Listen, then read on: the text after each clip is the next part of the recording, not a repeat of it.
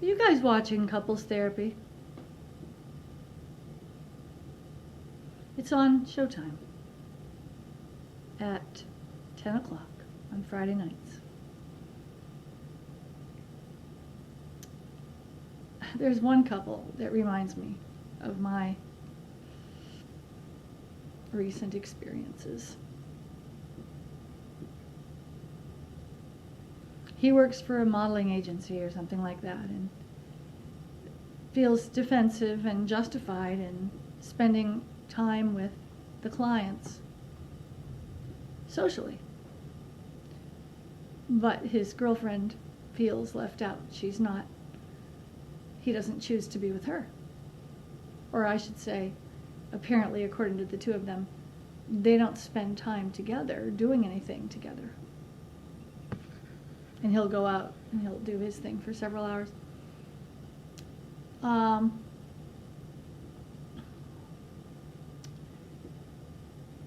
You're probably going to think I'm crazy.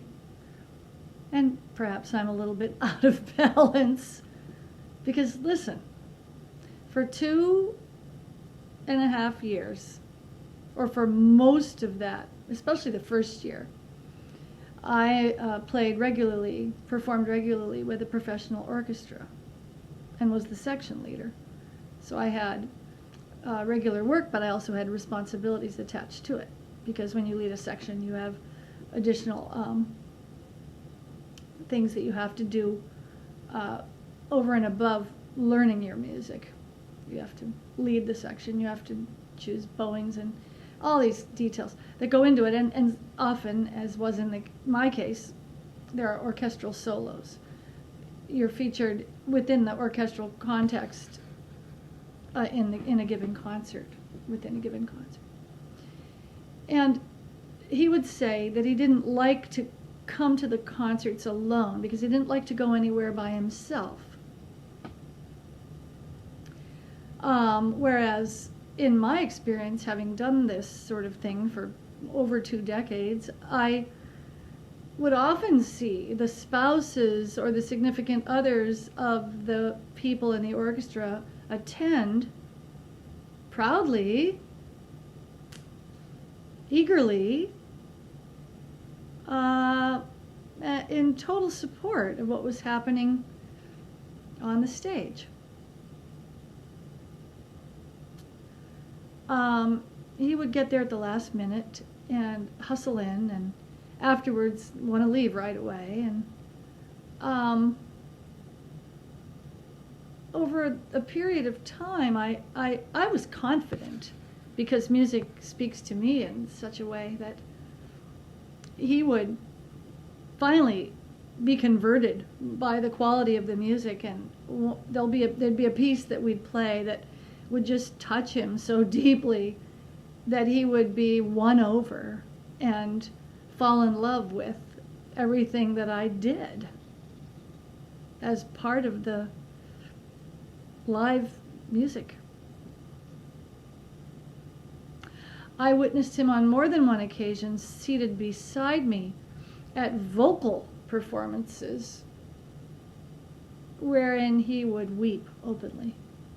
Operatic singing, solo singing, makes him cry. But the music I made wasn't powerful enough for him to want to be there alone and sit alone in the audience. And in all the time that we spent together, we really didn't do anything together that we both wanted to do. I went to a hockey game, a couple of them with him, a softball game, or a baseball game with him, and I enjoy going to those live sports events. I actually do. They're not my first choice because I'm an artist, but it's not that I wouldn't have wanted to go. But the whole time, for 2 years, we didn't do things together. And he didn't exuberantly share in what I did professionally. Now, why didn't I realize that that was a huge red flag? A red flag warning me that this man wasn't devoted to me, or really, I don't know really how he saw me. How did he value me? In what within me, what about me did he value? Because that's what I am. I'm a creative musical performer and visual artist. That's who I am.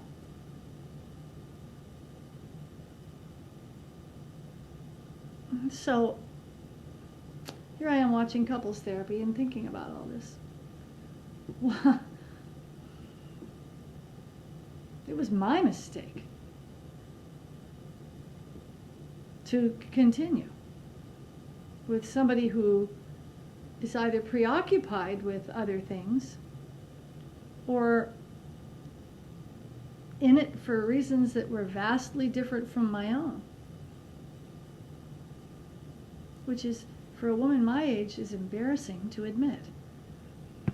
Really embarrassing that I would, stay because I was addicted to him. What was I getting? I mean, can I make a list of what I was getting from him and with him?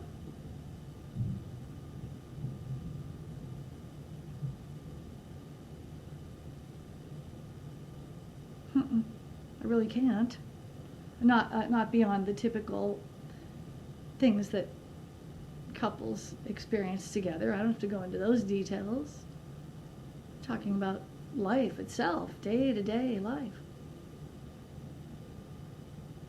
So I guess the real responsibility is on me. Why did I keep driving out there? Why did I keep staying? What was the substance of it all?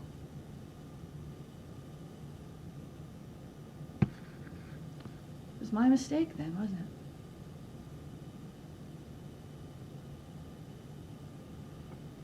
So what do you think of me? Why are you watching these videos?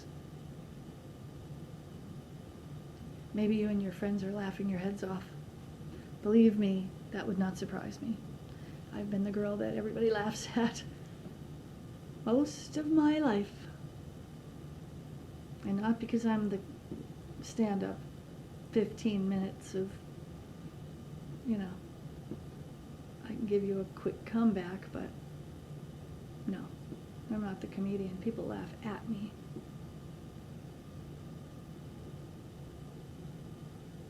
Women, mostly. Women laugh at me. Men, I don't know what men think.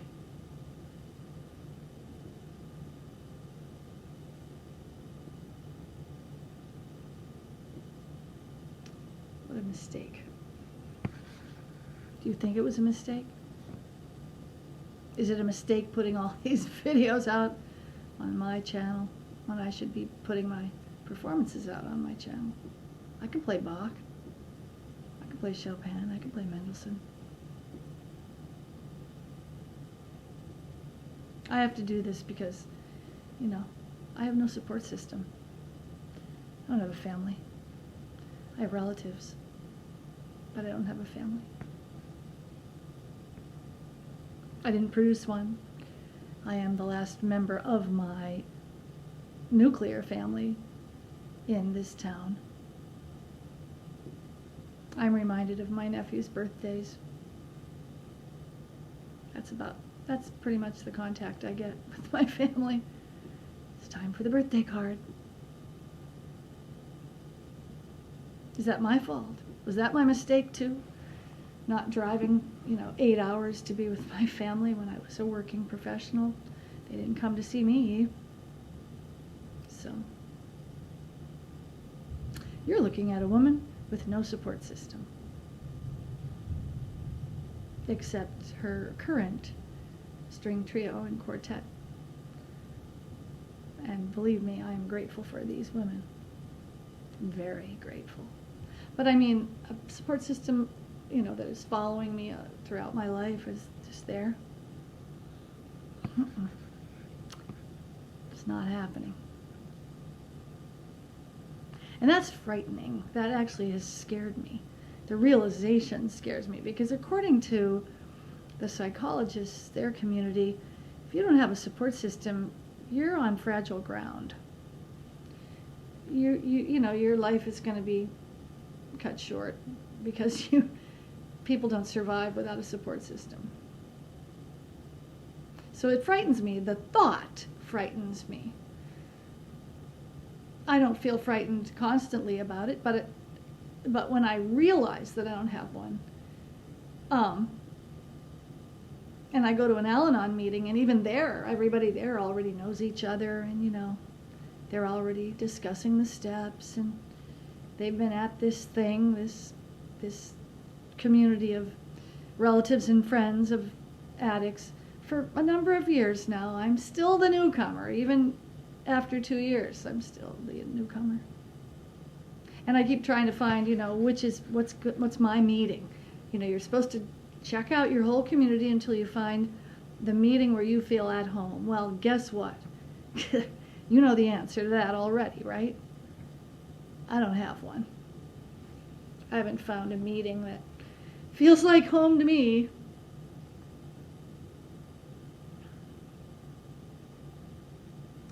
Is it time to jump the shark?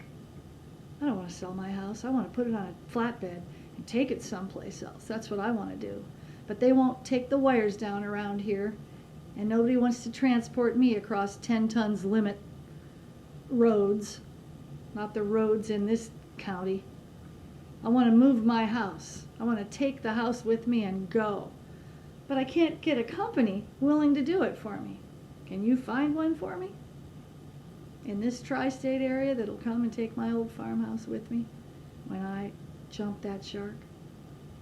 Because if I took my house and I took off with it, that would not be a mistake. That would be the best move I'd make yet. So, there's space below for you to comment. Have at it. I'll be here, waiting. Make no mistake about that.